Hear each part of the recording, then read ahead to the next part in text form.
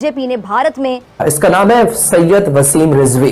अच्छा, ये वसीम रिजवी जो है ये वहां के शिया वक्फ बोर्ड का चेयरमैन भी था। इसने क्या किया, सनातन धर्म, उस धर्म को मैं कबूल करता हूं। तो अफसोस की बात यह है तो ये सैयद घराने से शर्म आती है कि किस तरह से इतने बड़े घराने से होने के बावजूद भी इसने इतनी फजूल हरकत की है। अब यहाँ तक मुसलमानों के नामों से मंसूब जो इदारे हैं, मकामात हैं, शाहराएं, उनके नाम भी तब्दील किए जा रहे हैं। देखिए, वो बिल्कुल मुकम्मल तौर पे एक डिफरेंट डायरेक्शन में चला गया। जैसे हिंदुत्व का एक आप यूं कह लीजिए कि हिंदुत्व में भी एक उनका नंबर 1 पॉइंट था, और अपने जो मंशूर था इनका जो मैनिफेस्टो, उसमें बीजेपी ने ये वादा किया हुआ था कि वो यहाँ पे राम मंदिर तामीर करवाएंगे। लिहाजा मोदी ने जाके खुद उसका इफ्तिताह किया। सैयद वसीम रिजवी, और अब इसका नया नाम है जतेंद्र नारायण सिंह त्यागी। अब मैं आपको इसकी तफसील बता देता हूं दोस्तों। यह शख्स भारतीय रियासत उत्तर प्रदेश यानी यूपी का रहने वाला है, जहां से एक हिंदू इंतहा पसंद बीजेपी का लीडर जो है आदित्यनाथ योगी, वो सीएम है। अच्छा, ये वसीम रिजवी जो है ये वहां के शिया वक्फ बोर्ड का चेयरमैन भी था। जैसे हमारे यहाँ पाकिस्तान में महकमा औकाफ होता है, और हमारे यहाँ भी मसालिक के जो है वो बोर्ड्स होते हैं, तो वहां पर भी ऐसा ही है।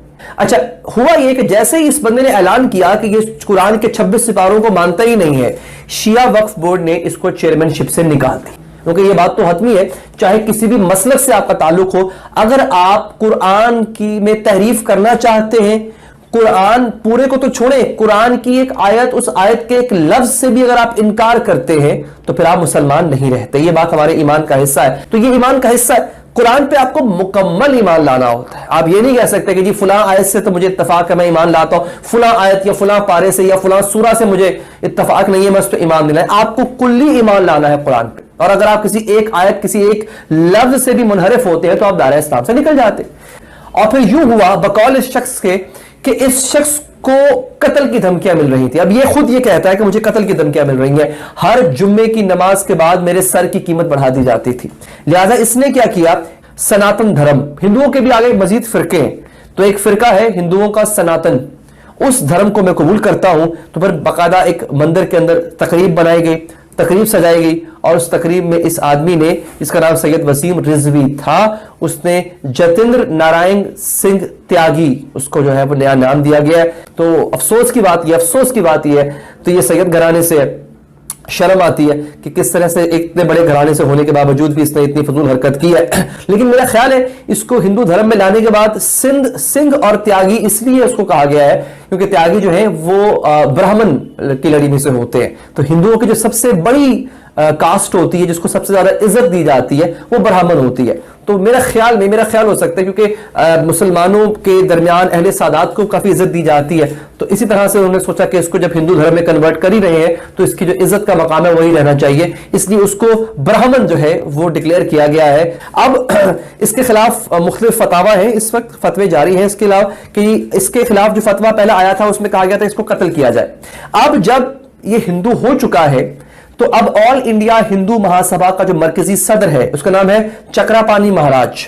ये ऑल इंडिया हिंदू महासभा जो उनकी ऑर्गेनाइजेशन है हिंदुओं की भारत में, उसका सदर है। उसका यह कहना है कि हम वसीम रिजवी को का खैर मकदम करते हैं हिंदू धर्म में आने पर, अब वो हमारे धर्म का हिस्सा है, किसी को उनके खिलाफ फतवा जारी करने की जरूरत नहीं होनी चाहिए। ठीक है जी, हुकूमत को चाहिए कि वो इनको सिक्योरिटी दे।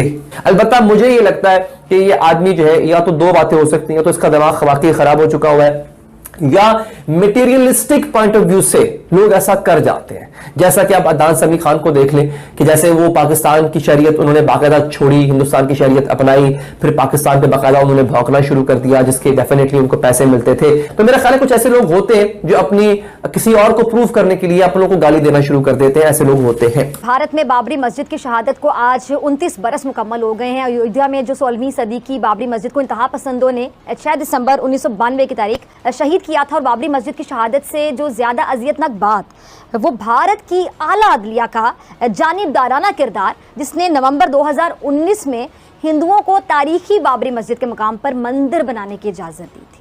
सिर्फ यही नहीं बल्कि भारतीय सुप्रीम कोर्ट ने बाबरी मस्जिद की शहादत में मुलव्वस LK अडवाणी जैसे बीजेपी के रहनुमाओं को भी बरी कर दिया था। अब यहाँ तक मुसलमानों के नामों से मंसूब जो इदारे हैं, मकामात हैं, शाहराएं, उनके नाम भी तब्दील किए जा रहे हैं। देखिए, भारत जो है वो बिल्कुल मुकम्मल तौर पे एक डिफरेंट डायरेक्शन में चला गया, जैसे हिंदुत्व का कहते हैं। और ये बीजेपी की गवर्नमेंट जब आई तो इलेक्शन में पहला इनका मैनिफेस्टो का पहला पॉइंट ये था, लिहाजा वो रिलेंटलेसली बिल्कुल पूरी एक आप कह लीजिए कि जोशो जज्बे के साथ इसको परसू कर रहे हैं। एक आप यूं कह लीजिए कि हिंदुत्व में भी एक उनका नंबर 1 पॉइंट था, और अपने अपने जो मंशूर था इनका जो मैनिफेस्टो, उसमें बीजेपी ने ये वादा किया हुआ था कि वो यहाँ पे राम मंदिर तामीर करवाएंगे।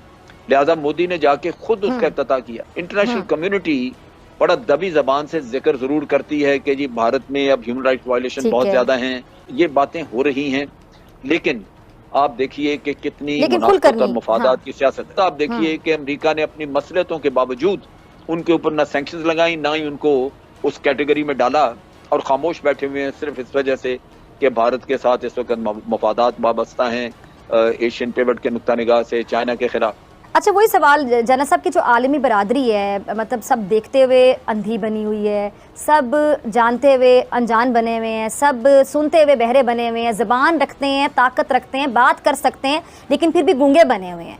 तो ये इनके तो हम कहते हैं जी मुफादात हैं, जी टेम्परेरी मुफादात जो हैं वो इंसानियत पे भारी हैं, तो मुफादात तो हमेशा रहेंगे। अगर इनके मुफादात रहेंगे, इंटरेस्ट रहेंगे, तो हमेशा ही इस तरह का सिलसिला चलता रहेगा। देखिए, बात यह है कि पाकिस्तान का आवाज उठाना पाकिस्तान की जिम्मेदारी है। अगर इंटरनेशनल कम्युनिटी मुनाफकत करे तो इसका ये मतलब नहीं कि पाकिस्तान चुप कर जाए। हमें तो अपना फर्ज पूरा करना है और वो करना चाहिए। ये कुव्वतें जिनको अल्लाह ताला ने सोल सुपर पावर बनाया, अमेरिका, इनका फर्ज था कि दुनिया में इंसाफ कायम करते, उससे झगड़े अक्सर खत्म हो जाते और दुनिया एक पुरअमन जगह बनती। लेकिन उन्हें इंसाफ की बजाय, इन्होंने इंसाफ की बजाय जुल्म का साथ दिया, मुनाफकत का